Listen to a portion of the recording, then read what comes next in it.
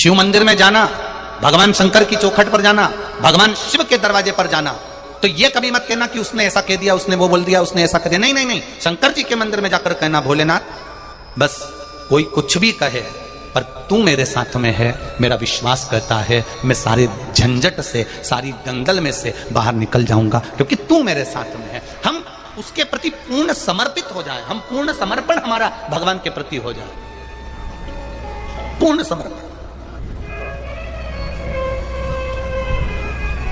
कितना सुंदर संवाद है। पार्वती मैया सती मैया का अवतार है।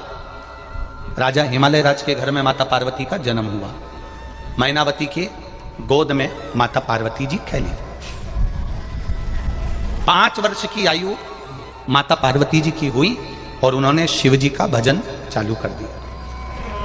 केवल 5 वर्ष की आयु थी माता पार्वती जी की और वो भगवान शंकर के शिवलिंग का निर्माण कर रही हैं, जलाधारी बना रही हैं, उसकी पूजन कर रही हैं। पार्वती मैया तब बेलपत्र भी नहीं जानती थी कि ये बेलपत्र है। पार्वती मैया तब जानती नहीं थी कि ये शिव जी को पत्ती चढ़ती है। एक बार माता पार्वती जी जब शिवलिंग का निर्माण करती हैं, भगवान शंकर का पूजन करती हैं, तब माता पार्वती सब जगह की पत्तियां तोड़कर भगवान शंकर का श्रृंगार करती हैं।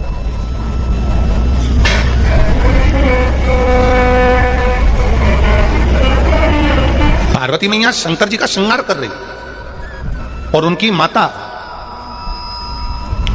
मैनावती आती हैं और मैनावती ने देख लिया कि पार्वती तो पार्थिव शिवलिंग का निर्माण करी है, बालू का शिवलिंग बनाया है, मिट्टी का शिवलिंग बनाया है और शंकर जी का जो श्रृंगार कर रही है वो इधर उधर के पेड़ों की पत्तियों से, वृक्षों की पत्तियों से कर रही है। तो मैनावती उसके पास में गई और पार्वती मैया के पास में जाकर मैनावती बैठ गई। पार्वती मैया के पास में मैनावती जाकर बैठी और मैनावती ने जाकर बैठकर पार्वती जी को बहुत देर तक देखा, उसकी पूजन को देखा, बहुत देर तक देखा और उनकी पूजन को देखा। पूजा देखने के बाद पार्वती मैया ने जब सारी पूजन कर ली तब मैनावती पार्वती जी को लेकर बाहर गई और बाहर जाकर मैनावती ने अपनी पार्वती को समझाना प्रारंभ करा। पार्वती तो ये पत्तियां जो चढ़ा रही है, ये पत्तियां शिव जी को नहीं चढ़ती। देख, शंकर भगवान को करोड़ों का धन चढ़ा दो, शिव स्वीकार नहीं करते। शंकर भगवान को करोड़ों की जायदाद चढ़ा दो, शिव स्वीकार नहीं करते। शिव को केवल एक बेलपत्र चढ़ा दो तो करोड़ों के धन से बड़ी धन संपदा एक बेलपत्र में होती है। तो पार्वती जी ने पूछा, मां वो बेलपत्र कैसी होती है? मां वो बेलपत्र है कैसी? अब किसी ने एक प्रश्न किया, गुरुजी पार्वती जी के नयन अश्रु से बेलपत्र बनी है। तो ये तो तुमने पार्वती जी के जन्म के बाद की कथा सुनी है, पर बेलपत्री का जो जन्म है, बेलपत्र का जो प्रागट्य है, ये पार्वती मैया से पहले जो माता उमा हो गई, जिनका विवाह भगवान महेश के साथ में हुआ, वो माता उमा के समय की ये बेलपत्र है। अब सोचो 50 जन्म पहले माता पार्वती के, 50 जन्म पहले माता उमा का जन्म हो चुका था, इतने जन्म पहले की ये बेलपत्र है।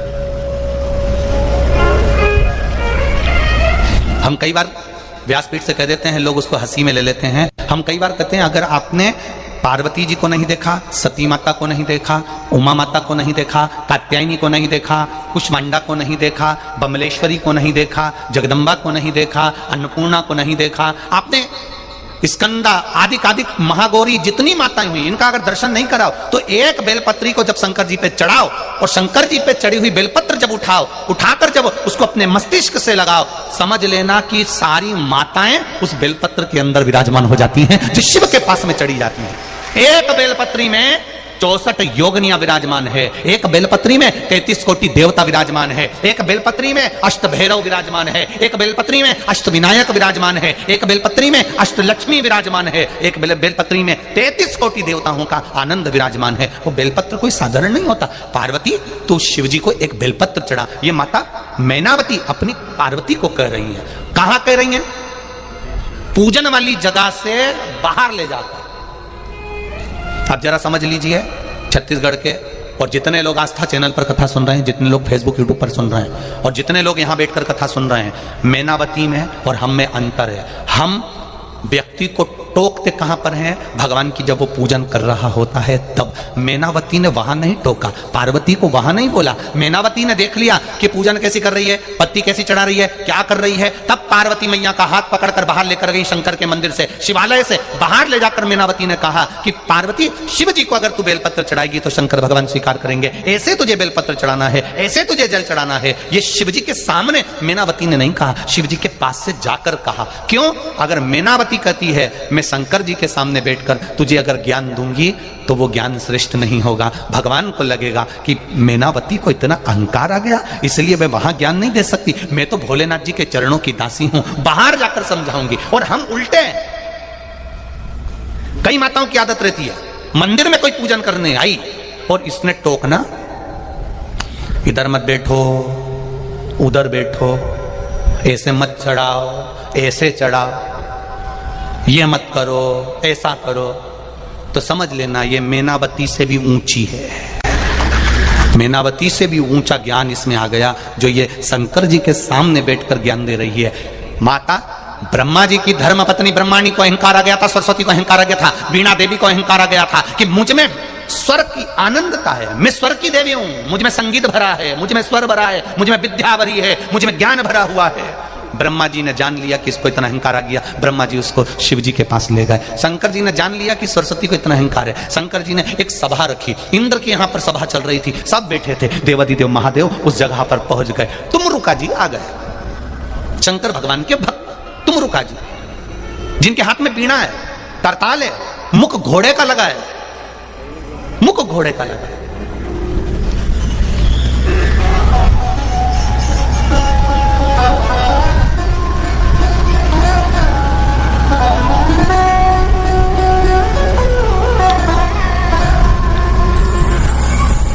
और जब मुख घोड़े का लगा हुआ है वो तुमरुका जी केवल भजन गाते गाते आ रहे हैं, केवल भजन, केवल नाम जाप करते करते आ रहे हैं।